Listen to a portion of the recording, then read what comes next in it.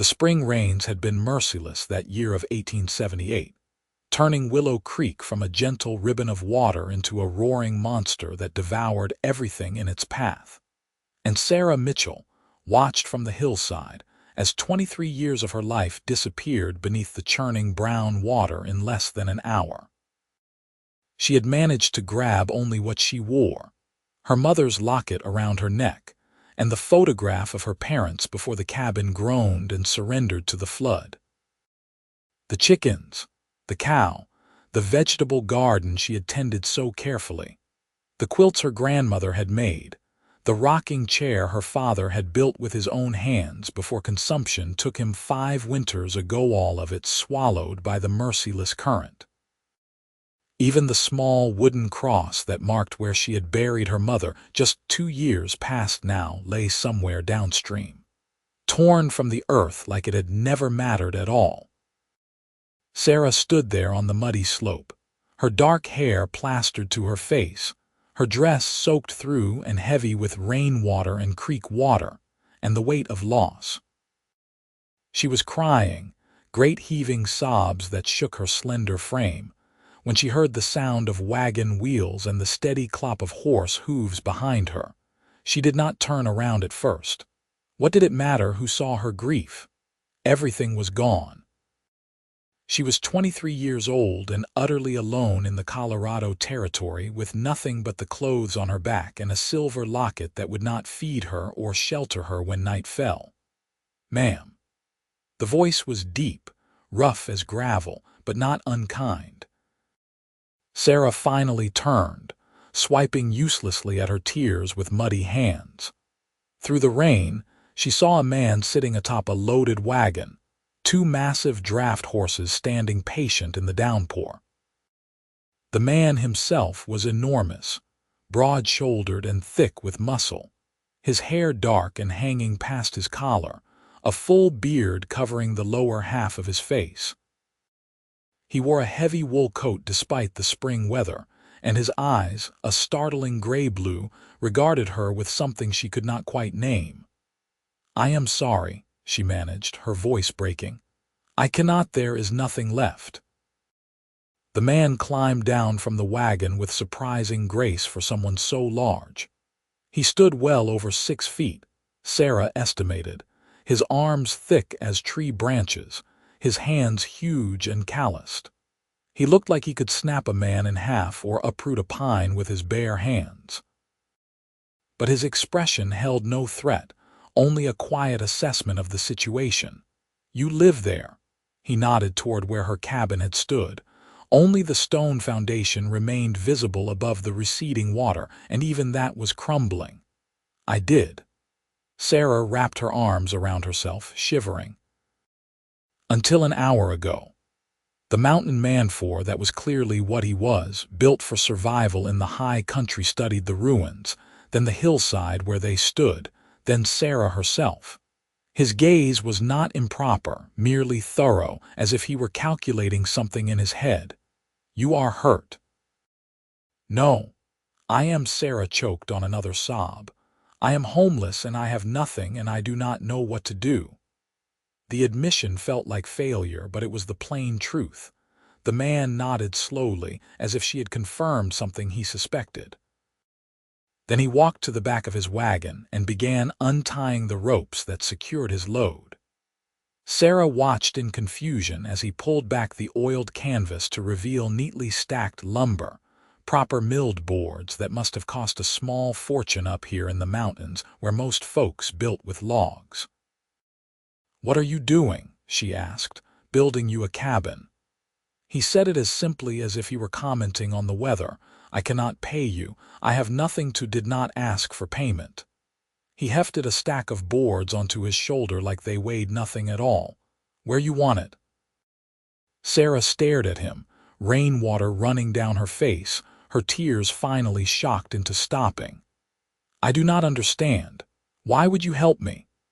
The mountain man set the lumber down on a relatively flat section of the hillside, well above where the flood had reached. He straightened and looked at her directly. "You need help. I got lumber. Seems straightforward enough. But I am a stranger to you. So, He returned to the wagon for another load. "You got a name, Sarah Mitchell.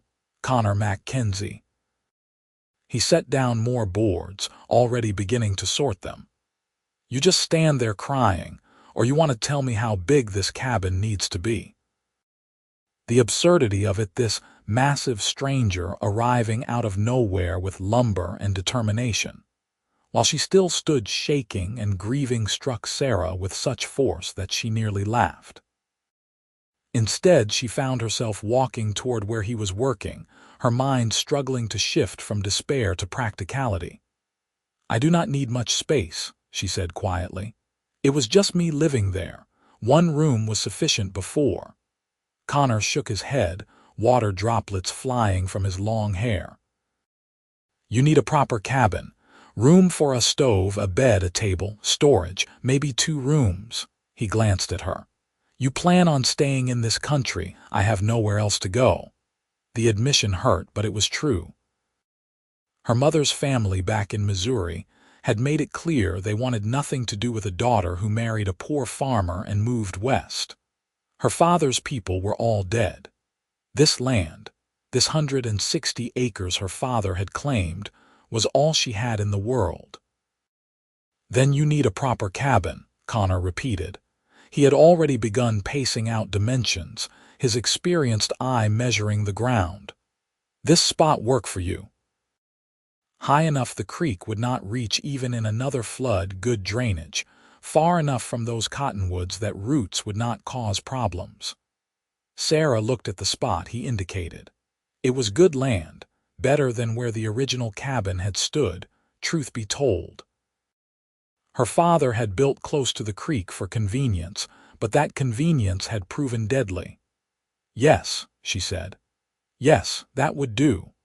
Connor nodded once, decisively, and began to work. Sarah watched him for several minutes, still not quite believing this was happening.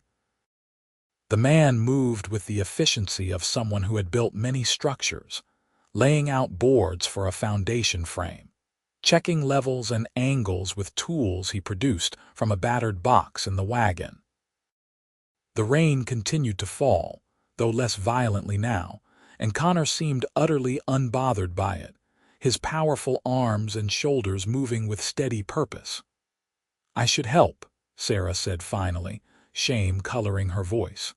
She could not simply stand there useless while a stranger built her a home. Connor looked up at her, taking in her soaked dress. Her muddy bare feet had lost her shoes somewhere in the scramble to escape the flood and her trembling frame. "You should get dry and warm," he said.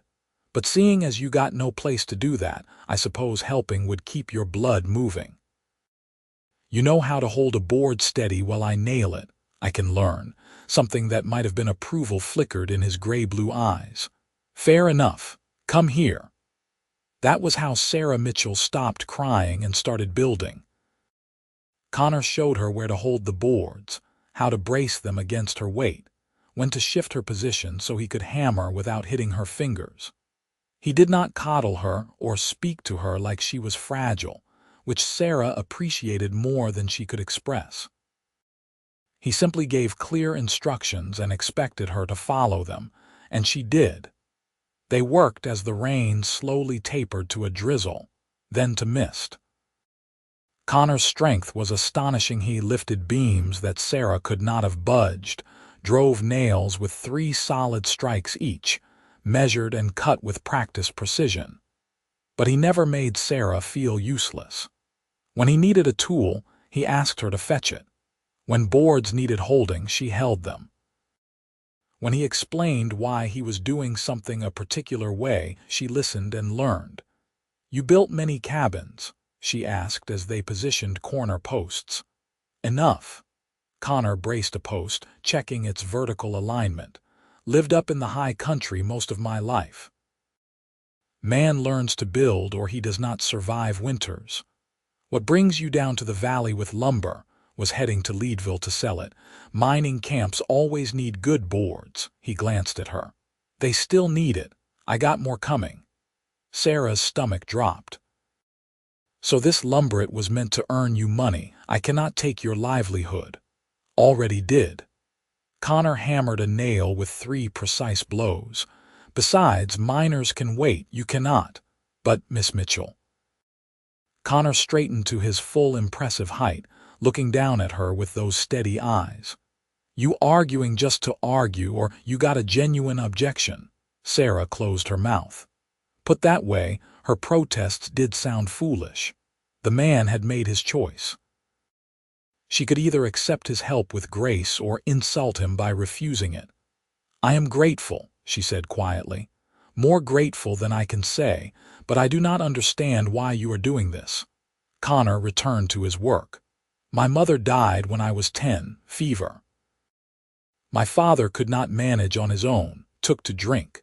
By the time I was 12, I was fending for myself in the mountains, trapping and hunting to survive."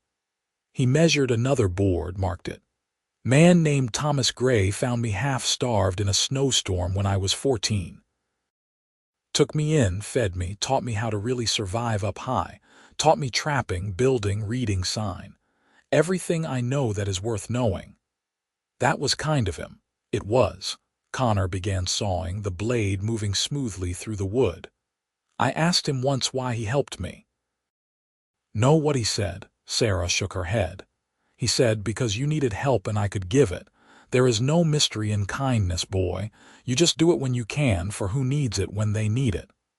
Connor finished the cut, set the board in place. "Old Thomas died 6 years back. But I figure he would approve of this." Sarah felt fresh tears prick her eyes, but these were different from the despairing sobs of earlier. "I will repay you somehow," she said. "I do not know how yet, but I will. You want to repay me, you make a good life on this land. That is payment enough." Connor handed her a nail. "Now hold this beam steady. We got walls to raise before dark." They worked through the afternoon, and slowly, impossibly, a structure began to take shape. Connor built with economical efficiency, creating a solid frame that would support walls and roof. He clearly knew every trick for making lumber go further, for creating strength with minimal materials. Sarah fetched and held and learned, her muscles aching from unaccustomed work, her hands developing blisters that broke and bled, but she did not complain. As the sun began to lower, still hidden behind gray clouds, Connor stepped back and assessed their progress. The frame of a cabin stood where there had been nothing, raw and new but undeniably real. "That will do for today," he said. "Need to get the walls up tomorrow, then the roof." "You got somewhere to sleep tonight?" Sarah looked around at the empty hillside, the ruined foundation of her old home, the wilderness beyond. "I suppose I will manage." "That is not an answer." Connor walked to his wagon and pulled out a rolled bundle. "I got a tent, not fancy, but it is dry." "You take it. Where will you sleep?" "Under the wagon. Done it 1,000 times." He handed her the bundle, along with a wool blanket that smelled of wood smoke and pine. "There is some jerky and hardtack in that tin. Eat something." Sarah clutched the bedroll and supplies, overwhelmed again by this stranger's casual generosity. "Connor, I do not know how to thank you. Already told you, make a good life." He unhitched his horses, leading them to a patch of grass near the creek. The water had receded to nearly normal levels now, though debris littered the banks. "We start early tomorrow. Lots to do." Sarah set up the small canvas tent with shaking hands, her exhaustion finally catching up with her. Inside the shelter, sitting on Connor's blanket and chewing the tough jerky he had provided, she tried to make sense of the day. This morning she had awakened in her cabin, warm and safe. By midday, everything was gone. And now, as darkness fell, she had the beginning of a new cabin and a mysterious protector who asked nothing in return. She could hear Connor moving around outside, tending his horses, settling himself for the night. The sounds were oddly comforting, proof that she was not entirely alone. Sarah lay down, her body aching in a dozen places, her mind too tired for proper thought. Tomorrow would bring new challenges, but tonight she had shelter. It was more than she had expected hours ago when she stood crying in the rain. Sleep took her quickly, deep and dreamless. Sarah woke to the smell of coffee and salt pork frying. For a disoriented moment, she thought herself back in her cabin with her mother cooking breakfast.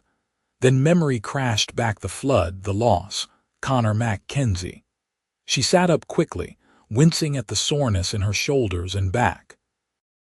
Outside the tent, dawn was breaking clear and cold, the storm finally spent.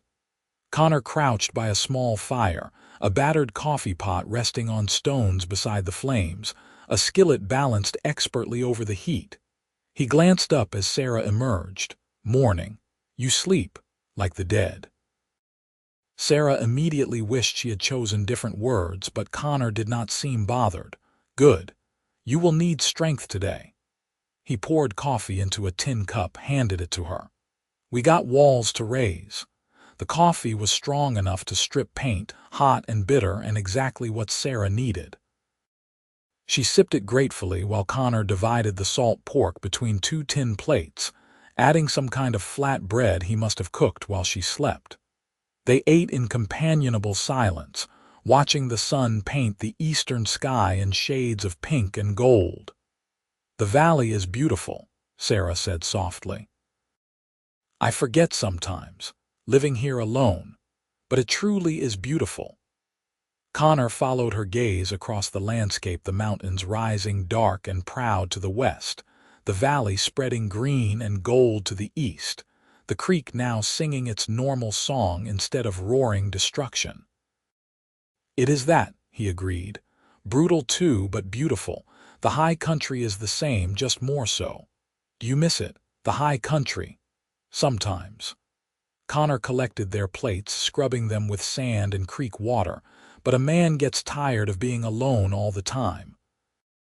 "Been spending more time down in the valleys last few years, working for ranchers and miners, doing carpentry. Figured it was time to be around people more."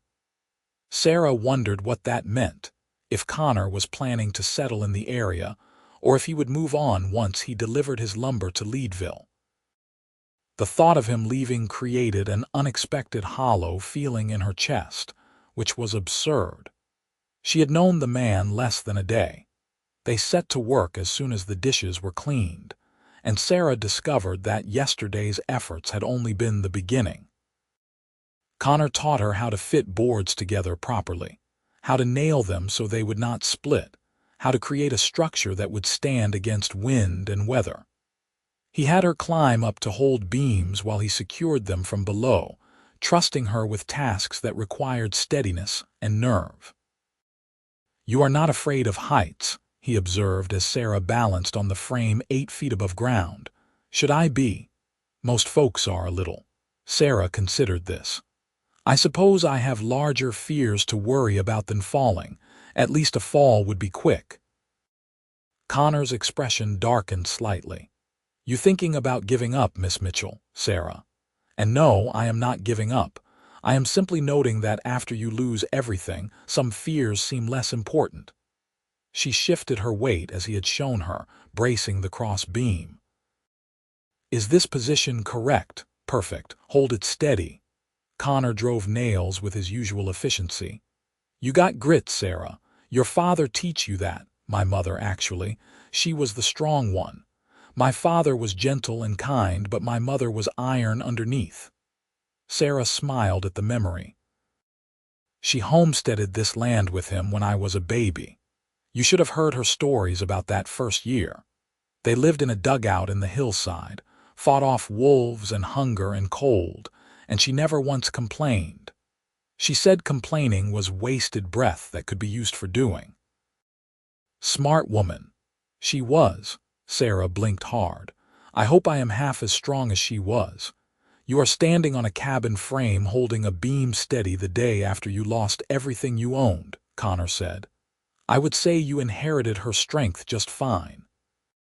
The simple confidence in his words warmed Sarah more than the spring sunshine. They continued working, the cabin walls rising board by board. By midday, Connor had Sarah learning to cut boards herself, teaching her how to measure twice and cut once, how to feel when the saw was binding and adjust her angle. His patience seemed endless, his instructions clear, and Sarah found herself fascinated by the work despite her aching muscles. "You are a good teacher," she said as they paused for a quick meal of jerky and water. Connor shrugged. "Just showing you what Thomas showed me. Knowledge is not worth much if you keep it to yourself. Still, many men would not bother teaching a woman such things. Many men are fools." Connor took a long drink from his canteen. "You live alone on this land. You need to know how to build and fix things. What you going to do? Ride 20 miles to town every time a board needs replacing? That is assuming there is someone in town willing to come out here, which there probably is not." "The nearest town is actually 30 miles, Sarah corrected. "And you are right. They are not particularly interested in helping a woman alone. They made that clear when I needed help clearing a fallen tree from my roof last winter." Connor's jaw tightened. "They refused you." "They said they would come when they had time. That was 4 months ago. You get the tree cleared, eventually. I used ropes and the cow and a lot of determination." Sarah smiled ruefully. "It was not pretty, but it worked." Connor was quiet for a moment, his expression thoughtful. "You've been alone out here how long? 2 years since my mother died, 5 since my father passed. And you have been managing on your own all that time." "I have not had much choice." "There is always choice," Connor said. "You could have sold the land, gone back east, found easier living. You chose to stay and fight. That says something about your character." Sarah felt her cheeks warm at the praise. "Or it says something about my stubbornness. My mother used to say I was too stubborn for my own good." "Stubbornness keeps you alive in hard country." Connor stood, brushing crumbs from his hands. "Come on. Those walls are not going to build themselves." They worked through the afternoon, and by the time the sun was lowering, 3 walls stood complete and the 4th was half finished. Connor assessed their progress with satisfaction. "Tomorrow we finish the walls and start on the roof. Day after that, if the weather holds, we might get you under shelter." "So fast?" Sarah looked at the structure in amazement. In just 2 days, a cabin had risen from nothing. "Lumber builds faster than logs," Connor explained. "And I have been doing this since I was not much taller than you are. You pick up speed." They fell into a routine over the next 2 days. Sarah woke to the smell of Connor's campfire cooking. They worked until dark with breaks only for quick meals. And then Sarah retreated to the tent while Connor bedded down under his wagon. They spoke while they worked, not constantly but in comfortable exchanges that taught Sarah about Connor's life in the high country. He had been raised by his father, a trapper, until drink destroyed the man. Thomas Gray, the mountain man who saved Connor, had taught him everything worth knowing about surviving in harsh country. Connor had spent years trapping beaver and hunting, living alone in the mountains through brutal winters. But recently, he told Sarah, the loneliness had begun to weigh on him. "Gets quiet up there," he admitted as they nailed roof boards into place. "Used to like the quiet. Lately, it just feels empty." "I know that feeling," Sarah said. "After my mother died, the silence in the cabin was sometimes unbearable. I would talk to myself just to hear a human voice."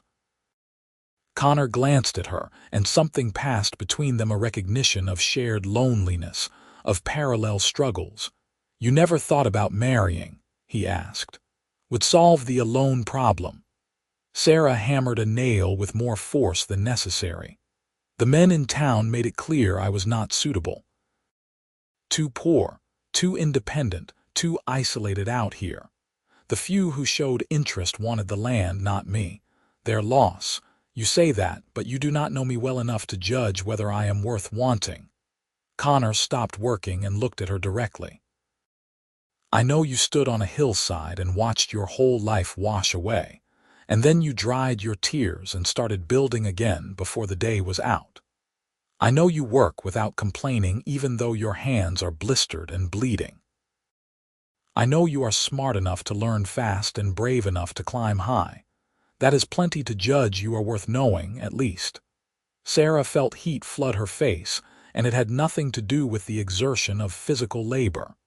"Thank you," she managed. Connor returned to his hammering as if he had not just said the kindest thing Sarah had heard in years. "You thought about how you are going to manage once this cabin is built.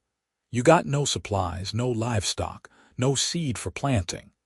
The question doused Sarah's warm feeling like cold water. "I have been trying not to think about it," she admitted. "I suppose I will have to ride to town, try to get credit at the store somehow, maybe see if anyone needs work done." Even as she said it, she knew how unlikely that was. The town had made clear what it thought of Sarah Mitchell. "You know how to use a rifle," the change of subject confused her. "Well enough. My father taught me. Why? Because there is game all through these hills. Deer, elk, rabbit, you can hunt for your food while you get established again." "I lost my rifle in the flood." Connor nodded thoughtfully. "I got an extra. You can have it." "Connor, you have already given me so much, you going to argue every time I offer to help?" There was exasperation in his tone, but also amusement. "I got 2 rifles because a man I guided through the mountains last year paid me with one when he ran short on cash. I only need 1 rifle. You need one, so take it. You have an answer for everything, do not you? Not everything. But most things, yes." Connor climbed down from the roof. "Come here. Let me see your hands." Sarah held out her hands reluctantly. The blisters had broken days ago, leaving raw patches that bled when she gripped tools. She had wrapped them with strips torn from her petticoat, but the makeshift bandages were soaked through with blood and fluid. Connor's expression tightened. "You should have said something. They are just blisters. They will heal. Not if they get infected." Connor went to his wagon and returned with a small leather pouch. He pulled out a tin of salve that smelled of pine, pitch, and herbs. "Old Thomas taught me to make this. Keeps wounds clean." He took Sarah's hand gently in his much larger one and began unwrapping the bloody cloth. Sarah watched his bent head, dark hair falling forward as he worked with surprising delicacy. His hands were huge and scarred from years of hard living, but his touch was careful, almost tender. He cleaned each blister with water from his canteen, applied the salve with gentle fingers, then wrapped her hands with clean bandages from his supplies. "You carrying a full medicine kit?" Sarah tried to keep her tone light, though her heart was beating faster from his proximity. "Man lives in the wilderness. He learns to doctor himself, or he dies."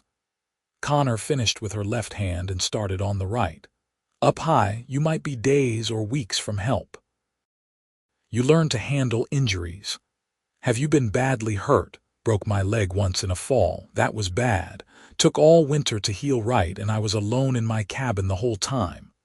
Connor's fingers paused. "Thought I might die, was a near thing." "What saved you?" "Stubbornness."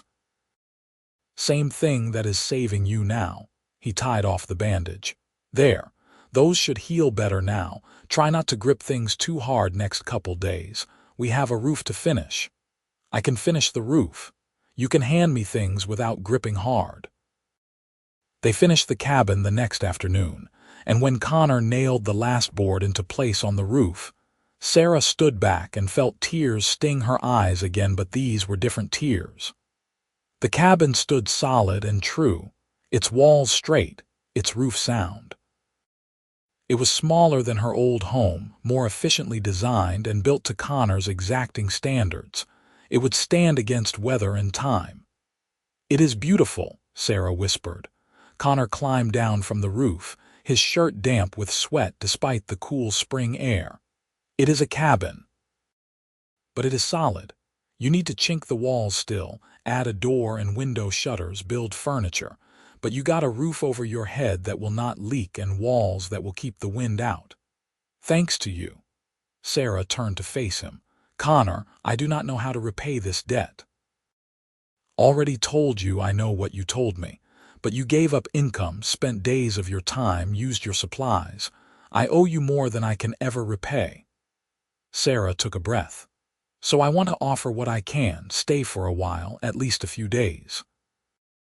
Rest here, eat what food I can hunt or gather, let your horses graze my land. It is not much, but it is something." Connor studied her for a long moment. "You sure you want a strange man staying on your property? You are not strange. You are the kindest man I have ever met." Sarah meant it absolutely.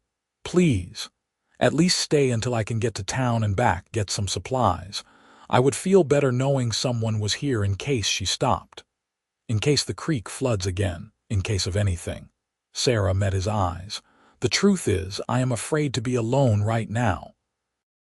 I know that makes me weak, but it is the truth." "That does not make you weak. That makes you human." Connor nodded slowly. "All right, I will stay a few days, help you get set up proper, but then I do need to get that lumber to Leadville before the miners forget they need it." Relief flooded through Sarah. "Thank you." They spent the evening making the cabin livable. Connor built a simple bed frame from scrap lumber, and Sarah stuffed his spare canvas with dried grass to make a mattress. He constructed a table and 2 stools, fitted a door with leather hinges, cut a window opening and built shutters.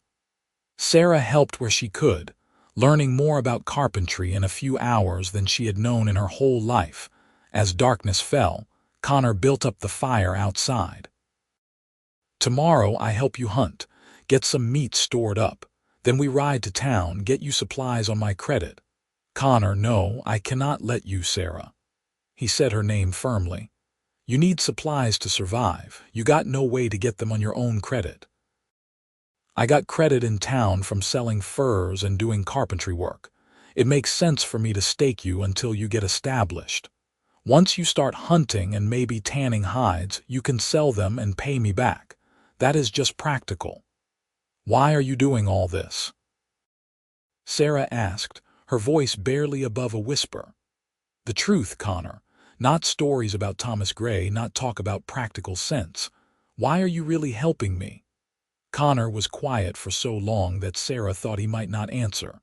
He stared into the fire, his strong profile outlined in flame light. When he finally spoke, his voice was rough.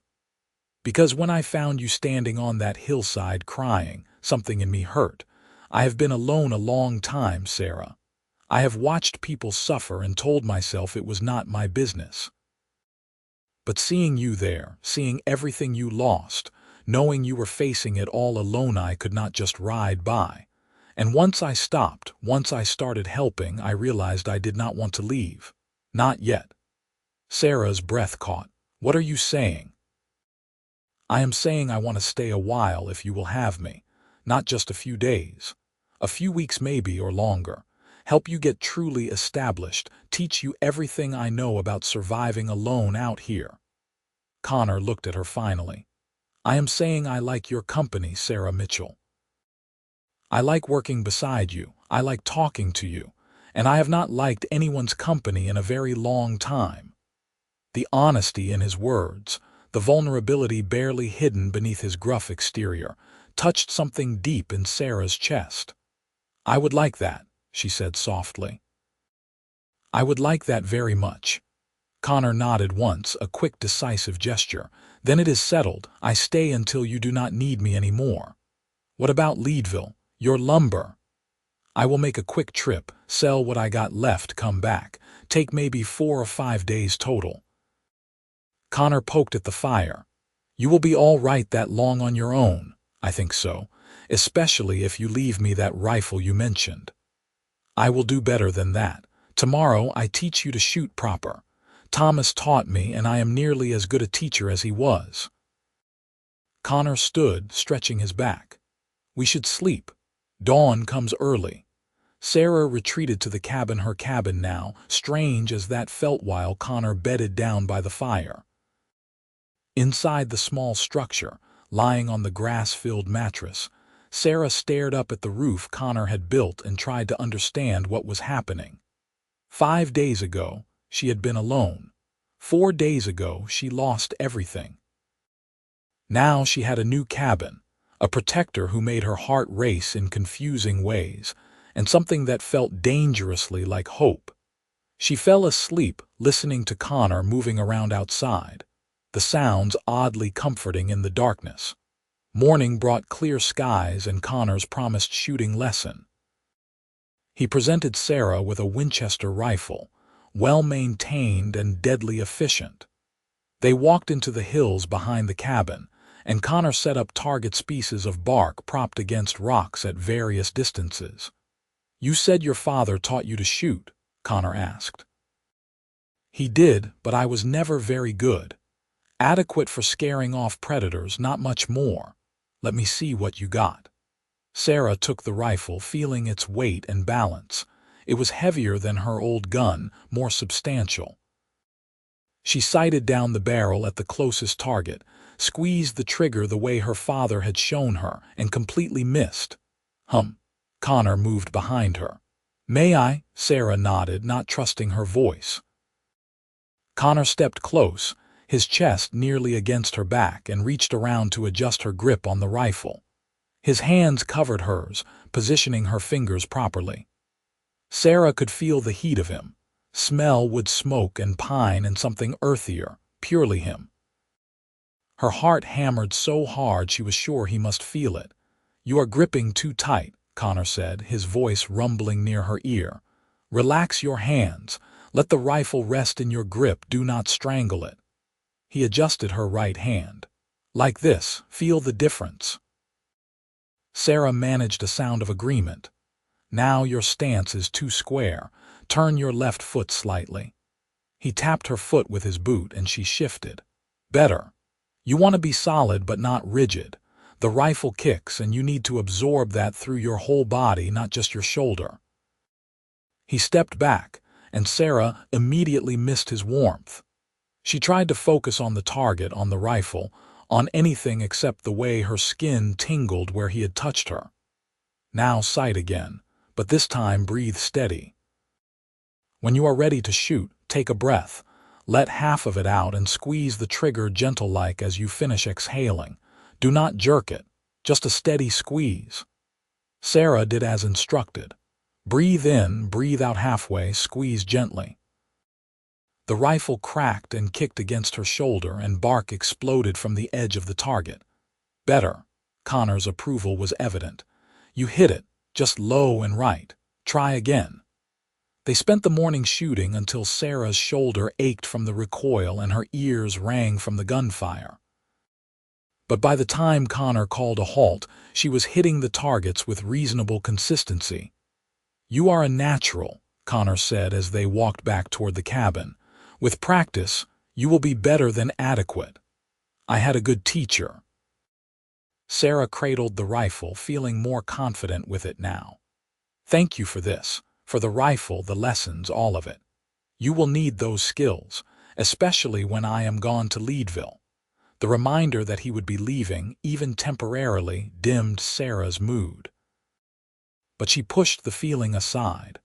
Connor had already given her far more than she had any right to expect. She could not begrudge him his business. That afternoon they hunted together. Connor taught Sarah to read sign-broken twigs, disturbed earth, the trails animals used. They moved quietly through the pine forest above the cabin, Connor pointing out things Sarah had never learned to see. When they spotted a young buck, Connor gestured for Sarah to take the shot. Her hands shook as she raised the rifle. The deer was perhaps 60 yards away, grazing peacefully, unaware of danger. Sarah breathed as Connor had taught her, squeezed the trigger slowly. The shot echoed through the forest and the buck leaped once, then fell. "Perfect shot," Connor said with satisfaction. "You hit the vitals." He did not suffer. They field-dressed the deer together, Connor teaching Sarah the proper technique for preserving the most meat. He worked with efficient brutality, his knife strokes sure and practiced. Sarah helped where she could, trying not to flinch at the blood and the reality of death. "You all right?" Connor asked, noticing her expression. "I have cleaned chickens before, but never anything this large. It gets easier. Not pleasant, but easier." Connor tied off sections of meat. "This buck will feed you for a good while. We will smoke most of it, keep it from spoiling." They hauled the meat back to the cabin, and Connor built a smokehouse from green wood and river clay, working into the evening to construct something that would preserve their kill. Sarah watched in fascination as he worked, his hands never hesitating, his movements economical and sure. Everything he did well. "Where did you learn all this?" she asked as he positioned the deer meat over a slow fire inside the smokehouse. "Thomas. He knew everything worth knowing about living in wild country, said his father had been a trapper before him and his grandfather before that." Mountain knowledge passed down. Connor adjusted the ventilation. "He taught me all of it because he had no sons to pass it to. He must have thought highly of you. I think maybe I was the son he never had, and he was the father I needed." Connor closed the smokehouse door. "He died peaceful, at least. Went to sleep one night and did not wake up. I found him next morning, still in his bedroll, looking like he was just sleeping. He was maybe 70 years old, which is ancient for a mountain man. I am sorry you lost him. Me too, but I am grateful I had him at all." Connor washed his hands in the creek. "Seems like the good ones always leave too soon. Your parents were probably the same." "They were." Sarah thought of her gentle father, her iron-spined mother. "I miss them every day, but at least I had them long enough to learn from them." They ate smoked meat and the last of Connor's supplies for dinner, sitting by the fire as stars appeared overhead. The night was cool and clear, the kind of spring evening that promised summer was coming. Sarah felt strange sad for all she had lost, grateful for what she was building, confused by the fluttering in her stomach every time Connor looked at her. "I ride out tomorrow for Leadville," Connor said, breaking the companionable silence. "Be gone 4, maybe 5 days." "You are sure you will be all right?" "I have the rifle, plenty of ammunition, meat in the smokehouse, water from the creek. I will be fine." Sarah tried to sound confident. "If anyone comes around, travelers, drifters, whoever, you be careful. Do not let them see you are alone if you can help it." "You think someone would cause trouble?" "I think a woman alone is vulnerable, and some men are dogs who will take advantage if they can." Connor's expression was grim. "You have that rifle by your side at all times. Anyone makes you uncomfortable, you do not hesitate to use it." The fierceness in his voice sent warmth through Sarah's chest. He was worried for her, genuinely worried. "I will be careful," she promised. "If I am not back in 6 days, something went wrong, but I will be back, Sarah. You can count on that. I will count the days." The words came out softer than Sarah intended, more revealing. But she did not take them back. Connor's eyes met hers across the fire, gray-blue and intense. "You count them, then. I will make sure I am back before you run out of numbers." Morning came too soon. Connor loaded his wagon with the remaining lumber, checked his horse's hooves and tack, filled his canteen. Sarah stood by the cabin feeling oddly bereft, though he would only be gone a few days. "You have everything you need?" Connor asked for the 3rd time. "Yes, you already checked." "Rifle loaded?" "Yes." "Smokehouse ventilation right so the meat does not spoil?" "Connor." Sarah walked to where he stood by the wagon. "I will be fine. You taught me well." He nodded, but his expression was troubled. "I do not like leaving you, I know, but you need to do this. And I need to prove I can manage on my own." "You already proved that. You have been managing alone for 2 years. Then a few more days will not make a difference." Sarah smiled, trying to ease the tension. Go, sell your lumber, come back safely, I will be here when you return. Connor reached out suddenly and cupped her face with one large hand, his calloused palm warm against her cheek. The gesture was so unexpected, so tender that Sarah's breath caught. "You better be here," he said roughly. "You better be safe and whole and right here when I get back." "I will be," Sarah whispered, her heart racing. Connor held her gaze for a moment longer, then seemed to catch himself. He dropped his hand and stepped back. "Right, I am going then. 5 days, Sarah, maybe 6 at most. I will count them." Sarah watched the wagon roll down the hillside and disappear around the bend in the creek. Then she was alone again, standing by her new cabin in the morning sunlight, more confused than ever about what was happening between her and the mountain man who had saved her. The first day alone passed slowly. Sarah kept busy checking the smokehouse, gathering firewood, exploring the hillside for useful plants. She found wild onions and some early berries, which she gathered carefully. In the afternoon, she practiced with the rifle, setting up her own targets and methodically shooting until her shoulder was bruised and her confidence was solid. The second day, she hunted again, bringing down a brace of rabbits that she cleaned and smoked. The work kept her hands busy, but did nothing to stop her mind from drifting to Connor. She found herself wondering if he had reached Leadville, if he was safe, when he would return. The wondering annoyed her. She had been alone for years without pining for anyone's return. Why was Connor MacKenzie different? But she knew why. Connor had seen her at her absolute lowest and had not turned away. He had built her a home with his own hands, taught her skills she needed, treated her like she was worth helping. And beyond that, there was something between them, some spark that lit whenever they were near each other. Sarah was not naive enough to mistake it for anything but attraction, but she also was not experienced enough to know what to do about it. The third day brought rain, keeping Sarah inside the cabin. She spent the time improving her new home, using techniques Connor had taught her to chink the walls more thoroughly, arranging her few possessions, making the space truly hers. She hung her mother's locket on a nail by the bed, the only link to her past life. The fourth day dawned clear and cold.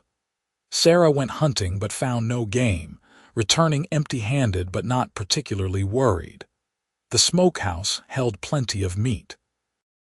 She spent the evening by the fire, watching stars appear and trying not to count the hours until Connor's return. The fifth day, she expected him. Every sound made her look up, hoping to see his wagon cresting the hill. But sunset came without sign of him, and Sarah told herself firmly that 6 days was still within his estimate. There was no reason to worry. The 6th day, worry gnawed at her stomach. What if something had happened? What if he had been hurt or robbed or worse? The possibilities spiraled in her mind, each darker than the last. Sarah tried to keep busy, tried to tell herself she was being foolish, but fear had sunk its claws deep. As evening approached, she sat by the cabin with the rifle across her lap, staring at the trail Connor had taken. "Come back," she thought desperately. "Please come back safely." The sound of wagon wheels and horse hooves in the distance made Sarah leap to her feet, her heart suddenly racing. She shaded her eyes against the low sun, watching the trail. There the familiar shape of Connor's wagon, his broad form visible on the seat, coming steadily up the hillside. Relief so intense it made her dizzy washed through Sarah. She set the rifle aside and found herself walking, then running down the slope toward the approaching wagon. Connor saw her coming and pulled the horses to a halt, climbing down to meet her. Sarah reached him and, without thinking, threw her arms around him. He was solid and warm and real, and she pressed her face against his chest, breathing in his familiar scent of pine and smoke and leather. Connor's arms came around her carefully, as if he was not quite sure of his welcome. "Sarah, you all right? You came back," she said against his shirt, her voice muffled. "You came back. I said I would." His voice was puzzled but gentle. "Did you think I would not?" Sarah pulled back enough to look up at him, suddenly aware of how improper her behavior was, how forward she must seem, but she could not bring herself to care. "I worried. After 6 days, I started imagining all kinds of terrible things. Just took longer than expected. Miners wanted more lumber than I had, so I went to the mill and placed an order for more. That took extra time." Connor's hands rested on her back, not pulling her closer but not letting go either. "I am sorry I worried you. I am being foolish. You are being human. I would have worried too in your place." Connor looked past her at the cabin, the smokehouse, the well-maintained campsite. "Looks like you managed fine without me." "I did. But I am glad you are back." Sarah forced herself to step away from his embrace, immediately missing the warmth. "Did the miners pay well?" "Well enough. And I got credit at the general store in Leadville that transfers to the store in town near here. Wrote you a letter of credit so you can get supplies on my account."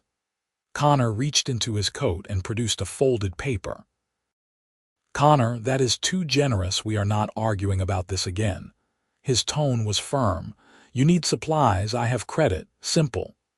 Sarah took the paper, knowing she was blushing. "Thank you for this, for coming back, for everything. You keep thanking me." "I keep telling you it is not necessary." Connor climbed back on the wagon. "Come on.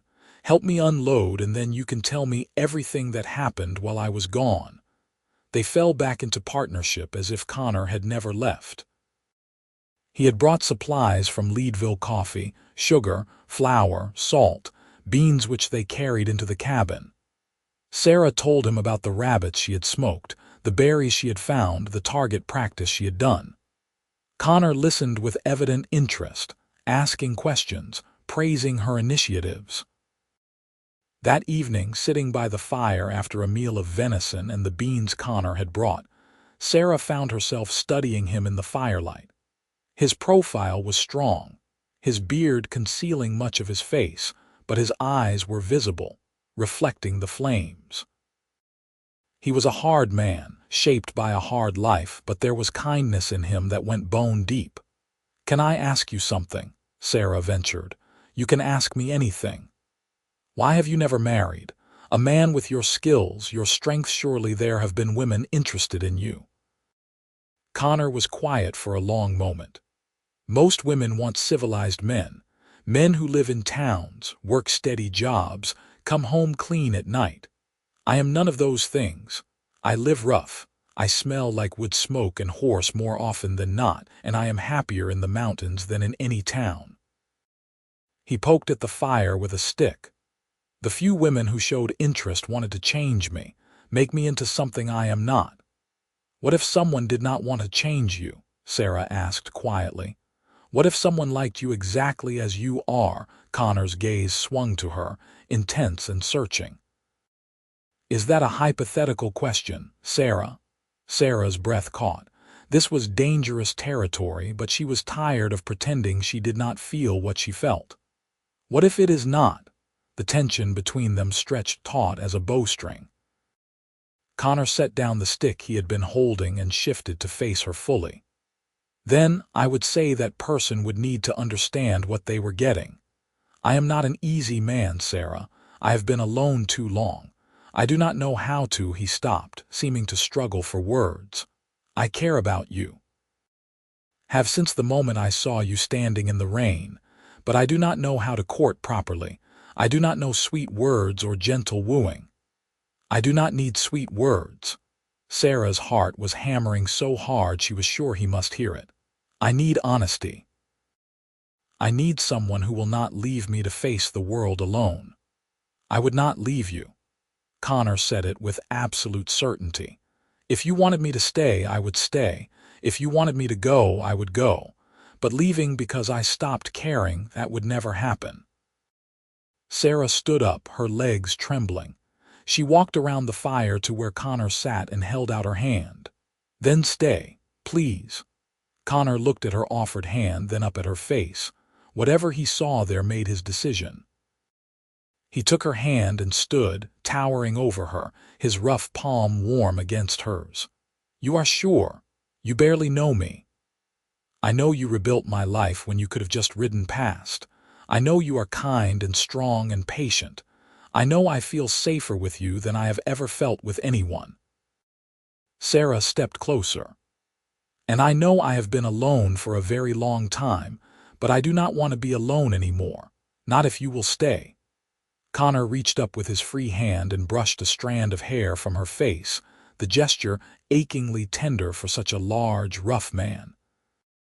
"I will stay as long as you will have me, and Sarah, I will try my damnedest to make you happy. You already have." He bent slowly, giving her time to pull away if she wanted. Sarah did not want to. She rose on her toes to meet him, and their lips touched in a kiss that was gentle at first, tentative, then deeper as both of them leaned into it.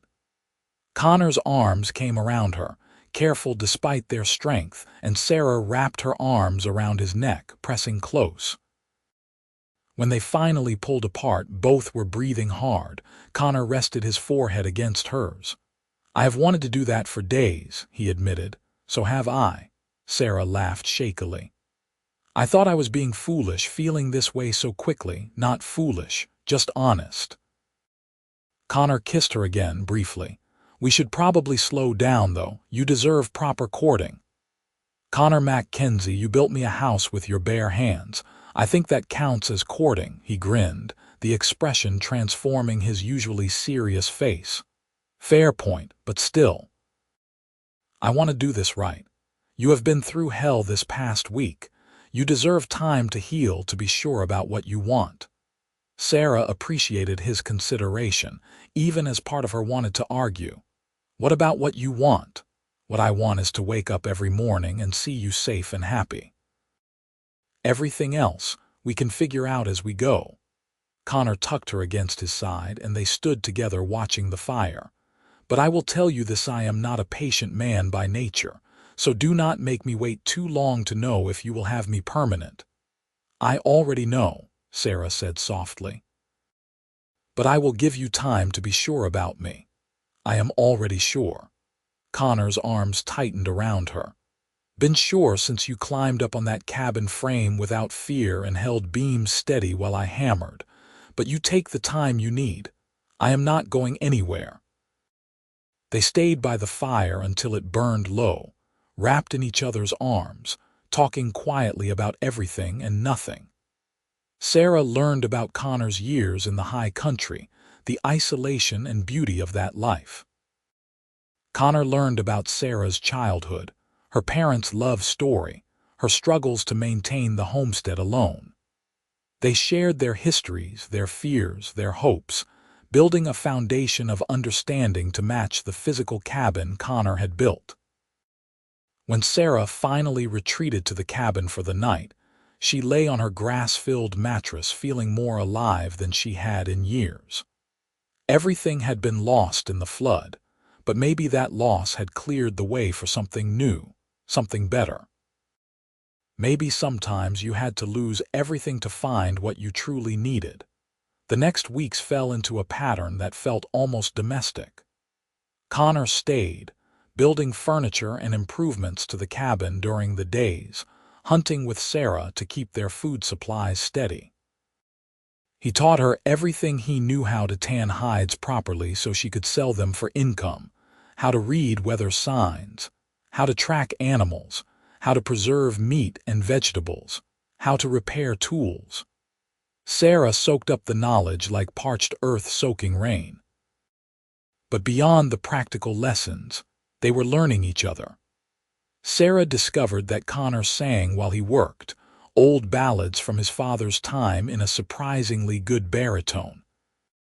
She learned that he was ticklish along his ribs, that he liked his coffee strong enough to stand a spoon in, that he had nightmares sometimes about his time alone in the mountains after his father died. She learned that beneath his gruff exterior was a man capable of deep gentleness, of patience, of love. Connor learned that Sarah was stronger than she looked, that she had a quick mind and quicker wit, that she could curse like a mule skinner when she hit her thumb with a hammer. He learned that she cried sometimes at night for all she had lost, but that she never let grief stop her from moving forward. He learned that she was brave and stubborn and loyal, and that kissing her made the world make sense in ways it never had before.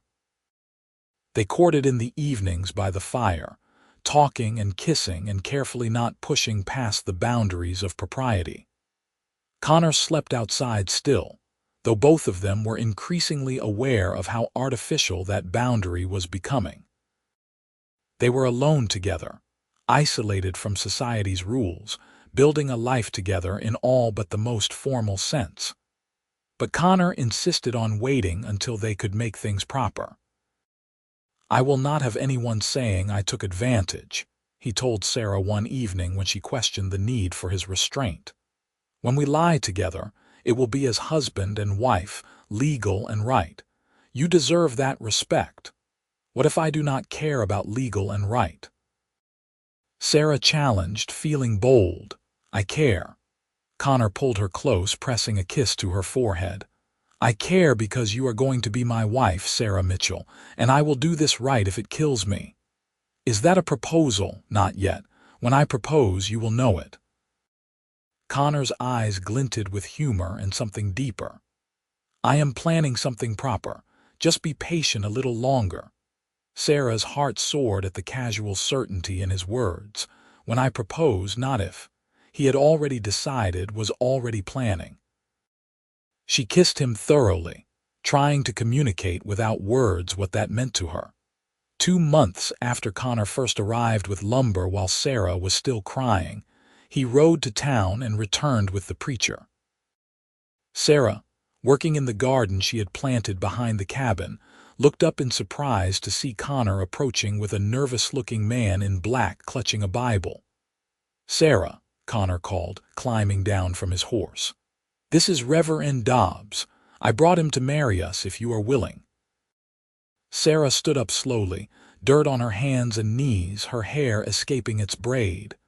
"You brought a preacher, just like that. I told you I would propose proper." Connor walked to her and, to her shock, dropped to one knee right there in the dirt. The Reverend watched with interest, his earlier nervousness fading into a smile.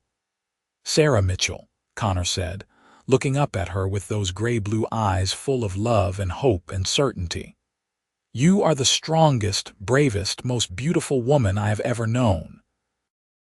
You have made these last months the best of my life. I love you more than I have words to say. Will you marry me? Will you let me spend the rest of my life trying to make you as happy as you make me?" Tears were streaming down Sarah's face, but she was smiling so wide it hurt. "Yes. Yes, of course yes. I love you, Connor MacKenzie. I will marry you today, tomorrow, any time you want." Connor surged to his feet and swept her into his arms, spinning her around while she laughed and cried at the same time. When he set her down, he kissed her thoroughly, not caring that the preacher was watching. "Well then," Reverend Dobbs said mildly, "shall we proceed with the ceremony, or should I wait outside a while?" They were married under the cottonwood trees by the creek, the same creek that had destroyed Sarah's old life and inadvertently brought Connor to her. The ceremony was simple, the words traditional, but the emotions were overwhelming. When Connor slid a ring onto Sarah's finger, a simple gold band he must have purchased in town, her tears flowed freely. "With this ring, I thee wed," Connor said, his voice rough with emotion. "And I promise you, Sarah, I will spend every day of my life making sure you never regret choosing me." "I could never regret this," Sarah whispered. "You saved me in every way a person can be saved." "You saved me right back," Connor replied. "I was lost before I found you. Now I am home." They spoke their vows, were pronounced husband and wife, and sealed their union with a kiss that made Reverend Dobbs clear his throat awkwardly. Connor paid the preacher, who rode back to town with Connor's promise to register the marriage officially on his next visit. Then they were alone, husband and wife, standing by the cabin they had built together. "So," Sarah said, suddenly shy despite everything. "What now?" Connor grinned and swept her into his arms, carrying her toward the cabin. "Now I show my wife how much I love her, if that is all right with her." "More than all right." Sarah wrapped her arms around his neck. "Take me to bed, husband." "Yes, wife." Their wedding night was everything Sarah had dreamed and more. Connor was careful with her, his strength tempered by gentleness, his passion matched by tenderness. He worshipped her body with his hands and mouth, whispered words of love against her skin, and when they finally joined together, Sarah felt complete in a way she never had before. They made love slowly, then with increasing urgency, learning each other's bodies, finding their rhythm. Afterward, wrapped in each other's arms in the narrow bed, both were quiet. "I love you," Sarah said into the darkness. "I know I have said it already, but I need you to know, I love you so much it frightens me sometimes." Connor tightened his arms around her. "I love you too. More than I knew I could love anyone. You are my heart, Sarah. You are my home." They fell asleep tangled together, and when morning came, both woke with smiles on their faces. They were married now, truly united, building a life together in the wild Colorado territory. It would not always be easy. Winters would be hard, money would be tight, isolation would sometimes be difficult. But they would face it all together, and that made all the difference. The seasons turned, summer arriving with heat and long days. Connor and Sarah worked side by side, improving the homestead, hunting and gathering, selling tanned hides in town for money to buy supplies. Connor built a proper barn for the 2 cows he purchased, constructed a chicken coop for the hens Sarah wanted, and expanded the cabin to include a second room. Sarah tended her garden, preserved food for winter, and learned everything Connor could teach her about surviving in hard country. In the evenings, they sat by the fire and talked about their future. Connor wanted to expand their land, maybe run some cattle. Sarah wanted to start a family, fill the cabin with children and love. Both dreams felt possible now in ways they never had when each was alone.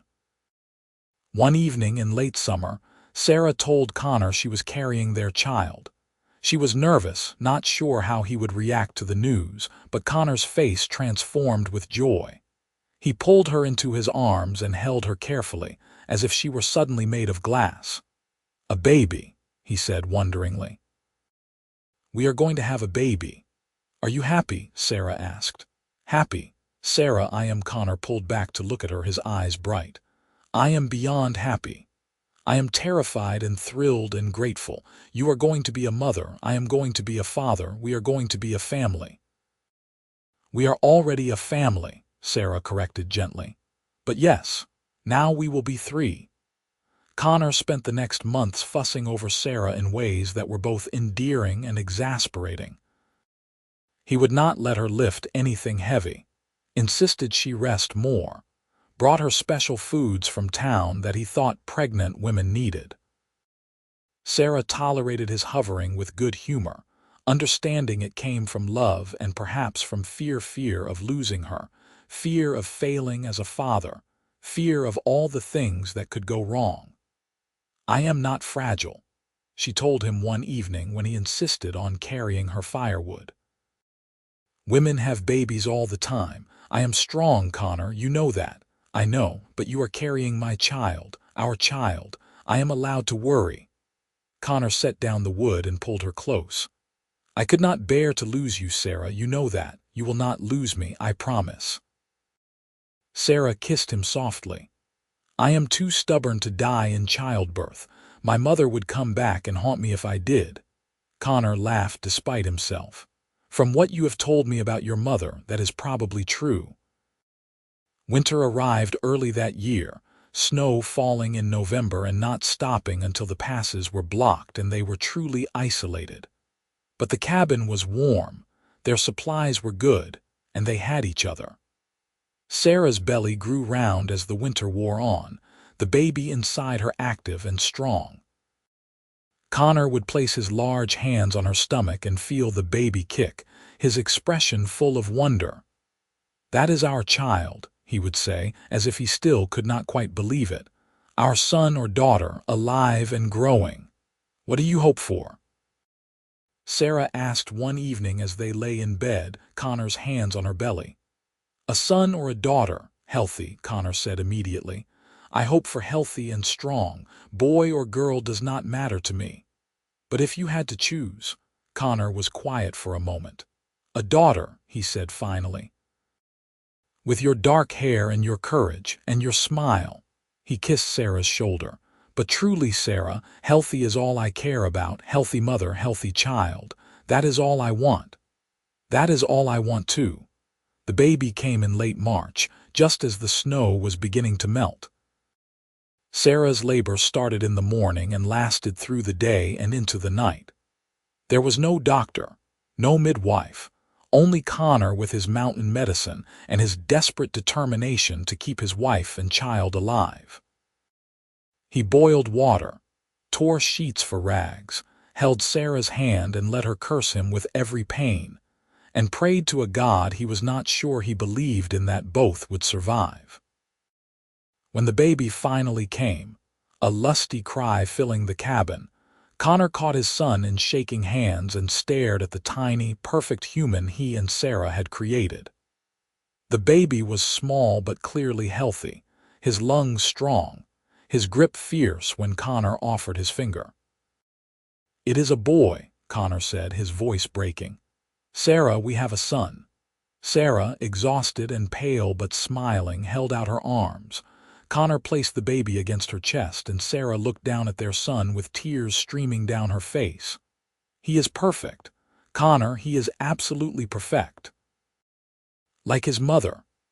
Connor knelt beside the bed, wrapping his arms around both of them. "You did it, Sarah. You did so well. I am so proud of you." They named him Thomas, after the mountain man who had saved Connor's life and taught him how to live. Thomas MacKenzie, called Tommy from the start, was a healthy, loud baby who demanded attention and gave love freely. Connor was besotted from the moment he held him, this tiny person who was half Sarah and half himself. He would sit for hours simply holding Tommy, watching him sleep, marveling at his tiny fingers and toes. Sarah recovered slowly from the birth, grateful for Connor's constant help. He took over all the heavy work, cooked meals, cleaned the cabin, and cared for Tommy when Sarah needed rest. He was a natural father, patient and gentle despite his size and strength, his rough hands careful with his infant son. "You are good at this," Sarah told him one evening as she watched Connor rock Tommy to sleep. "Being a father. I had a good father, at least for the first 10 years. And Thomas taught me what matters in life." Connor looked down at his sleeping son. "I just want him to grow up knowing he is loved, that he is safe, that he can be whoever he wants to be. He will know all that. We will make sure of it." Tommy grew through that spring and summer, becoming alert and curious. He had Connor's gray-blue eyes and Sarah's dark hair, a perfect blend of both parents. Connor built him a cradle that rocked, toys from scrap wood, and sang him the old ballads Sarah had first heard Connor singing while he worked. Sarah nursed him and played with him and felt her heart expand with love she had not known she was capable of feeling. Their second winter was harder with a baby to care for, but they managed. Tommy was walking by then, getting into everything, requiring constant supervision. Connor baby-proofed the cabin as much as possible and built a fence around the porch so Tommy could play outside safely when weather permitted. They took turns watching him, trading off so each could get work done, functioning as a team the way they had from the beginning. One evening in the spring 3 years after Connor had arrived with lumber, while Sarah cried, they sat on the porch watching Tommy play in the yard. The child was 2 years old now, talking in short sentences, full of energy and curiosity. The cabin stood solid behind them, improved over the years with additions and refinements.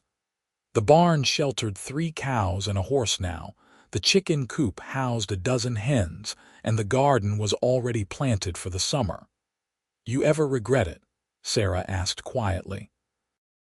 "Giving up your life in the mountains for this?" Connor looked at her in genuine surprise. "Regret marrying you, having Tommy, building this life? Sarah, you cannot be serious. You were free before. You could go anywhere, do anything. Now you are tied down with a wife and child and responsibilities." "I was alone before," Connor corrected. "There is a difference between freedom and loneliness. Yes, I could go anywhere, but I had nowhere I wanted to be. Now I have a home, I have a family, I have a purpose beyond just surviving." He reached over and took her hand. "You did not trap me, Sarah. You saved me. Both of you saved me." Sarah squeezed his hand, tears in her eyes. "You saved me first. Then we saved each other. That is how marriage should work." Connor pulled her close, and they sat together watching their son play, both content. The years continued to pass, bringing changes and challenges. Sarah got pregnant again, giving birth to a daughter they named Grace after Sarah's mother. Grace was a quiet baby, easier than Tommy had been, with Connor's serious expression and Sarah's gentle nature. Connor doted on his daughter, this tiny girl who wrapped him around her finger from day one. Tommy, now 4, was fascinated by his baby sister, wanting to help care for her constantly. The homestead prospered slowly but steadily. Connor sold lumber and did carpentry work for nearby ranchers, earning money to improve their land. Sarah sold her tanned hides and occasionally baked goods in town, adding to their income. They were not wealthy, would never be wealthy, but they had enough. More importantly, they had each other. Tommy grew into a sturdy boy who loved the outdoors, following his father everywhere, learning to hunt and track and build. Grace grew into a sweet child who loved her mother's stories and her father's songs. 2 more children followed, another boy named James and a daughter named Rose. The cabin expanded again and again to accommodate the growing family, Connor's skill as a builder serving them well. Sarah sometimes thought about the day the flood came, destroying everything she owned. At the time, it had felt like the end of her world. But looking back, she saw it as the beginning, the moment when her old life ended and her real life began. If the flood had not come, Connor would have driven past with his lumber. They never would have met.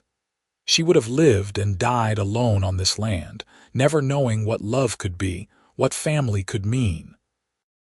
"You are thinking deep thoughts," Connor said one evening, finding her standing by the creek watching the water flow peacefully in its banks.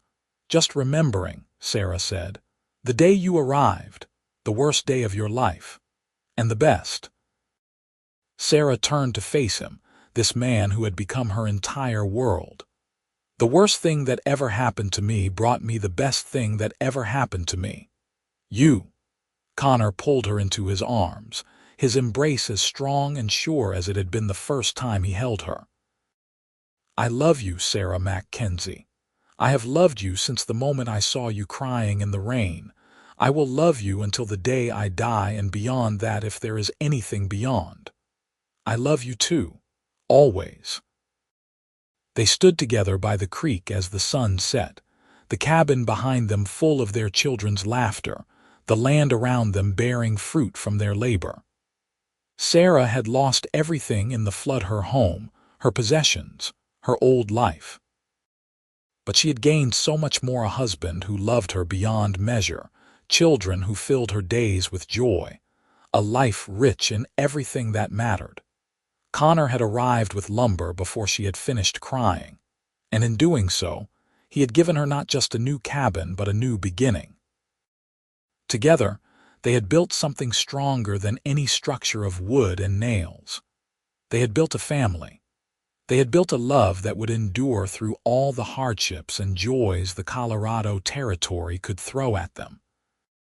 As they walked back to the cabin hand in hand, Sarah looked at everything they had created together and felt at peace. The flood had taken everything, yes, but it had also cleared the ground for something better to grow. Sometimes, she thought, you had to lose everything to find out what you truly needed. And what Sarah had needed was standing beside her, his hand warm in hers, his love constant as the mountains themselves.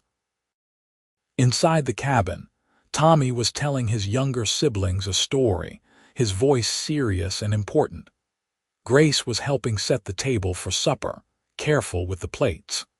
James was playing with wooden blocks Connor had carved, building towers and knocking them down. Baby Rose was sleeping in her cradle, peaceful and content. This was their life now, full and loud and chaotic and beautiful.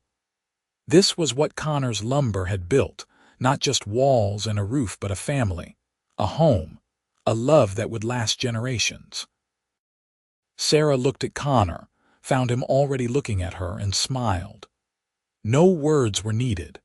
They both knew how lucky they were, how close they had come to missing each other entirely, how precious this life was that they had built together. The evening passed in the comfortable routine of family life, supper and stories, and putting children to bed. When the cabin was finally quiet and all 4 children were asleep, Connor and Sarah sat together by the fire, Sarah leaning against Connor's broad chest, his arms around her.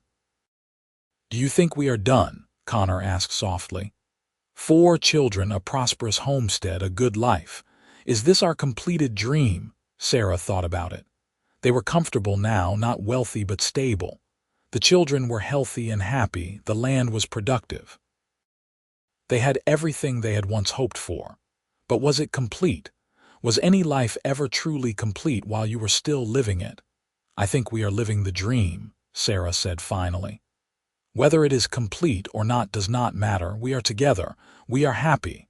Our children are thriving." "What more could we want?" "Nothing," Connor agreed. "You are right.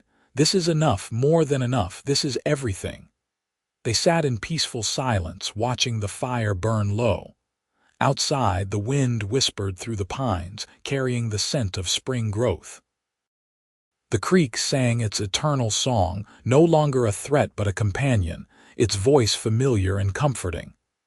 The mountains stood watch over the valley, their peaks still capped with snow, their presence eternal and unchanging. This was home. This was family. This was the life that had risen from the ashes of loss, built by a mountain man's hands and held together by love stronger than any flood could wash away. Years continued to flow like the creek, sometimes peaceful, sometimes turbulent, but always moving forward. Tommy grew into a young man who apprenticed with his father, learning carpentry and building. He was courting a rancher's daughter from the next valley, a sensible girl named Martha who Sarah approved of. Grace had become a skilled healer, learning from Sarah and from books Connor purchased for her in Denver, her gentle nature perfect for caring for the sick. James was still finding his way, torn between love of the land and curiosity about the wider world.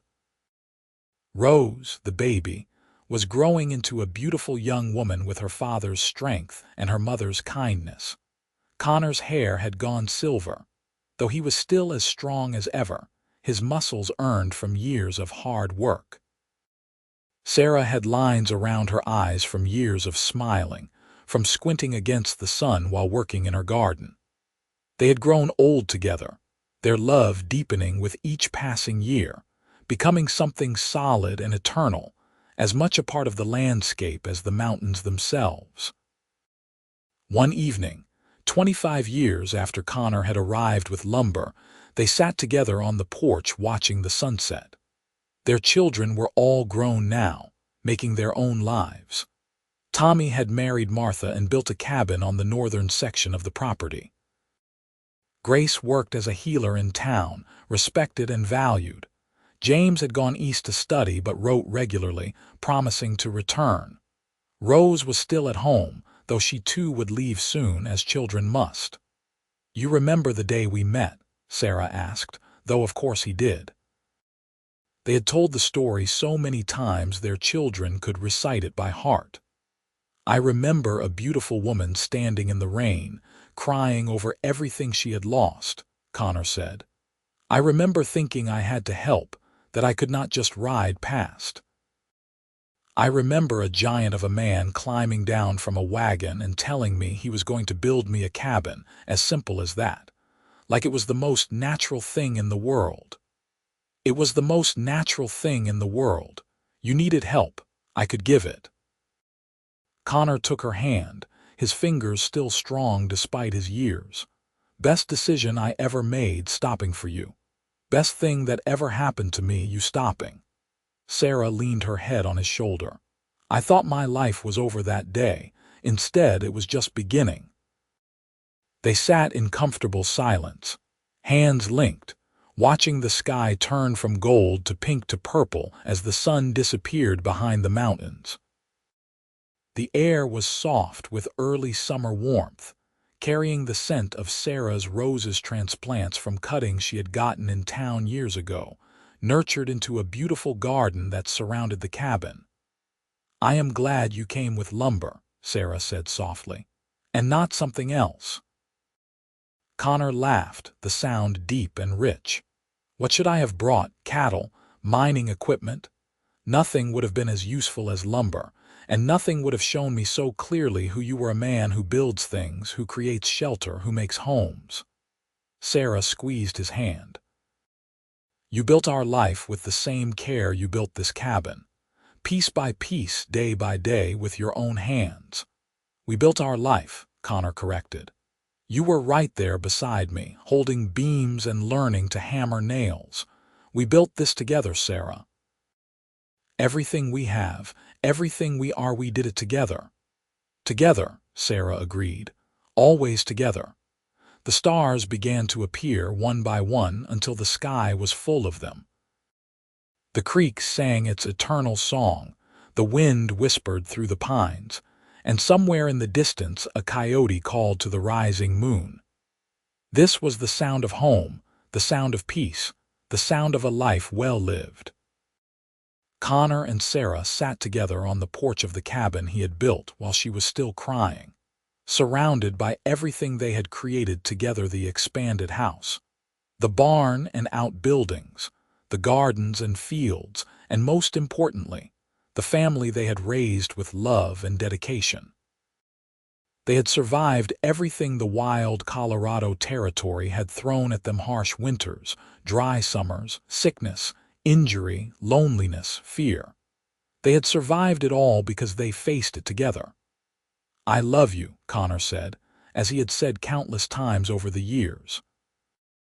But the words never lost their meaning, never became rote or empty. Each time he said them, he meant them with his whole heart. "I love you too," Sarah replied, as she always did. "More than words can say, more than I knew it was possible to love anyone." They sat together as full darkness fell, neither wanting to break the spell of the perfect evening. Eventually, they would go inside, bank the fire, and lie down in the bed Connor had built 25 years ago, now replaced twice over with new beds as time passed. They would fall asleep wrapped in each other's arms, as they had every night since their wedding. And in the morning, they would wake and begin another day of the life they had built together. But for now, in this perfect moment, they simply sat together on the porch, hands linked, hearts joined. Two people who had found each other in the midst of disaster and had built something beautiful from the ruins. The flood had taken everything Sarah owned, but it had brought her everything she needed: love, family, home, and a future filled with hope. Connor had arrived with lumber before she finished crying, and with that lumber they had built a life worth living. Together, they had created something that would last long after they were gone: a legacy of love, of strength, of two people who chose each other every day and never once regretted that choice. As the night deepened and the stars wheeled overhead in their eternal dance, Connor and Sarah MacKenzie sat together in the peaceful darkness, grateful for every moment of the life they had lived, the love they had shared, and the family they had raised. Their story had begun with loss and tears, with a flood that destroyed everything. But it had become a story of hope and building, of strength and love, of two lonely people who found each other and refused to ever be lonely again. The cabin stood solid around them, its walls strong, its roof sound, built to last for generations. Inside and around it, the evidence of their life together was everywhere in the furniture Connor had crafted, in the quilts Sarah had sewn, in the photographs of their children and grandchildren, in the land itself, shaped by their labor and love. This was their legacy, their gift to the future, proof that from disaster can come beauty, from loss can come love, from endings can come beginnings. Connor MacKenzie had come down from the mountains carrying lumber and stumbled upon a woman who needed saving. Sarah Mitchell had lost everything and gained everything in the span of a single day. Together, they had built a life that would endure, a love that would never fade, a family that would carry their story forward into the future. And it all began with a flood and tears, and a mountain man arriving with lumber at exactly the right moment, ready to build something beautiful from the ruins.